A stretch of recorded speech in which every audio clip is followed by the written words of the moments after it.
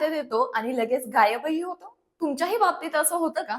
महिन्याच्या सुरुवातीला पगार खात्यात जमा होतो, पण काही दिवसातच बँक बॅलन्स कमी झालेला दिसतो आणि मग पुन्हा पुढच्या पगाराची वाट पाहावी लागते. असं का होत असेल? तर तुमचा पगार कमी आहे म्हणून नाही, तर काहीतरी नकळत होणाऱ्या आर्थिक चुका त्यामागे कारणीभूत असू शकतात. कोणत्या आहेत त्या चुका? तर सांगते. पण त्याआधी पुणेकरांच्या हक्काच्या पुणे लोकलला फॉलो करायला विसरू नका. सर्वात पहिली चूक म्हणजे क्विक कॉमर्स आणि फूड डिलिव्हरी ऍप्सचा अतिवापर. म्हणजेच काय, तर आजच्या डिजिटल युगात खाणं पिणं, किराणा सामान, कपडे अशा अनेक गोष्टी काही मिनिटातच घरपोच मिळतात. सोयीमुळे लोक बऱ्याचदा अशा गोष्टी ऑर्डर करतात ज्याची खरोखर गरज नसते, आणि मग हेच छोटे छोटे खर्च महिन्याच्या शेवटी मोठी रक्कम बनतात. हा खर्च कमी करण्यासाठी दर आठवड्याला खाणे-पिणे आणि बाहेर खाण्यासाठी एक बजेट सेट करा आणि महिन्याभराचं रेशन एकाच वेळी विकत घेण्याचा प्रयत्न करा. दुसरी मोठी चूक म्हणजे subscription trap. OTT, music apps, food membership अशा अनेक सेवांचे पैसे दर महिन्याला आपोआप कापले जातात.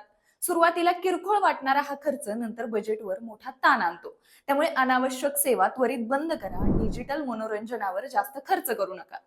तिसरी चूक म्हणजे बजेट न बनवणे. किती पैसे आवश्यक खर्चासाठी, किती हाऊस मौजेसाठी आणि किती बचतीसाठी ठेवायचे याची स्पष्ट योजना नसल्यामुळे पगार कधी संपतो हेच कळत नाही. यासाठी 50-30-20 नियम खूप उपयुक्त ठरू शकतो. म्हणजेच काय, तर जीवनावश्यक खर्चांवर म्हणजे जसं की भाडे, वीज, रेशन इत्यादींवर 50% उत्पन्न खर्च करा. 30% इच्छा आणि छंदांवर आणि 20% कर्ज वाचवण्यासाठी किंवा परत फेडण्यासाठी वापरा. चौथी चूक म्हणजे क्रेडिट कार्ड आणि कर्जाचा वाढता बोजा. क्रेडिट कार्डवर केवळ किमान पैसे भरणे किंवा जास्त व्याजाचे कर्ज घेणे तुमच्या उत्पन्नावर परिणाम करू शकते. व्याज वाढत राहते आणि तुमच्या कमाईचा मोठा भाग कर्ज फेडण्यात जातो. त्यामुळे सर्वात आधी उच्च व्याजदराने घेतलेल्या कर्जाची परतफेड करा. कमी व्याज पर्याय शोधा आणि जोपर्यंत कर्ज कमी होत नाही तोपर्यंत दररोजच्या खरेदीसाठी क्रेडिट कार्डचा वापर कमी करा. आता आली पाचवी चूक म्हणजे सोशल मीडिया आणि पिअर प्रेशर.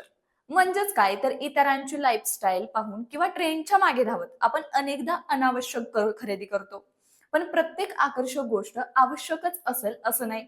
प्रत्येक वाढीसह आपली बचत वाढवा. मोठी खरेदी करण्यापूर्वी 48 तासांच्या नियमाचे अनुसरण करा. ती गोष्ट खरोखरच आवश्यक आहे की केवळ आकर्षणाचा परिणाम आहे याचा विचार करा. मित्रांनो, पगार मिळताच आधी बचत करा. खर्चाची नोंद ठेवा. अनावश्यक सबस्क्रिप्शन बंद करा. आपत्कालीन निधी तयार करा आणि स्वतःसाठी योग्य बजेट निश्चित करा.